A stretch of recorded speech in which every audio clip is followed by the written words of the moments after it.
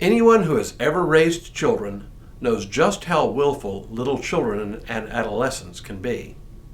Heck, anyone who has ever spent the least amount of time with small children and adolescents knows the same thing. But it turns out we are all stubborn and willful. It is just our common human way. I can make a case that the fundamental sin in the Garden of Eden was uncontrolled willfulness. The forbidden fruit looked good to eat, so why not eat it? Didn't matter what God said. Now, most adults learn how to temper or hide their willfulness so it doesn't turn them into pariahs among their friends or family or coworkers. But it is still there, if hidden under a few layers of civility. It is precisely because we are so willful that Jesus teaches us to pray, "Thy will be done on earth as it is in heaven." Hello, I'm Stuart Baskin, pastor of First Presbyterian Church of Tyler, Texas, and this is your daily devotional for Friday, July 14th, 2023. As a human being, Jesus knew firsthand something about willfulness, about the assertion of self as over against others, about the assertion of one's own will as over against the will of God. In his prayer in the Garden of Gethsemane shortly before his arrest, he prayed for God's will to be done, even if it conflicted with his own wishes. "Father," he says, "remove this cup from me, yet not my will, but yours be done." Jesus makes clear that we are invited to lay down our petitions, our requests before God, but we are also reminded that ultimately we should pray for God's will to be done, even if it is not what we want. And a good thing, too, because left to our own devices, we would consistently choose wrong, thinking we were choosing right. That's just the way we human beings are wired. This third petition in the Lord's Prayer follows closely on the heels of the one before it. Both petitions recognize a gap between what is and what should be. In the second petition, we ask for God's kingdom to come. We recognize that the world as we experience it now is not the world as God envisions it, even if we don't recognize our part in the world's fallenness. The world we inhabit is good, but it is definitely fallen.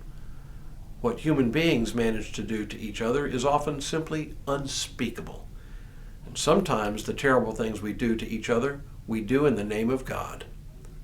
That fact leads us to this third petition.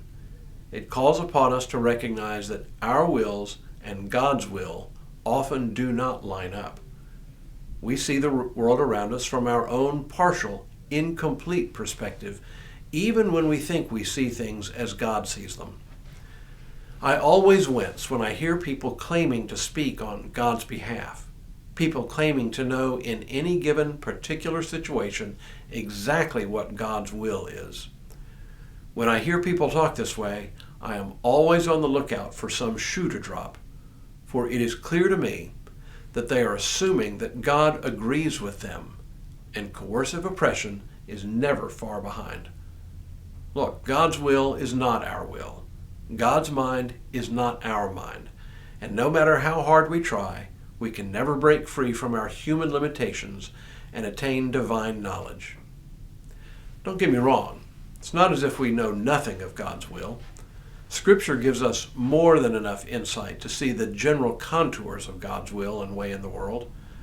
I think of that great passage from the prophet Micah. "He has told you, O mortal, what is good, and what does the Lord require of you but to do justice, to love kindness, and walk humbly with your God." And nearly every Sunday in worship we repeat a summary of the law. "You shall love the Lord your God with all your heart, and with all your soul, and with all your mind. This is the greatest and first commandment, and a second is like it. You shall love your neighbor as yourself." We know God's will is for our common good. The problem is trying to specify in each and every situation exactly what God's will happens to be. The devil, as they say, is in the details. And there's plenty of disagreement about what each situation requires.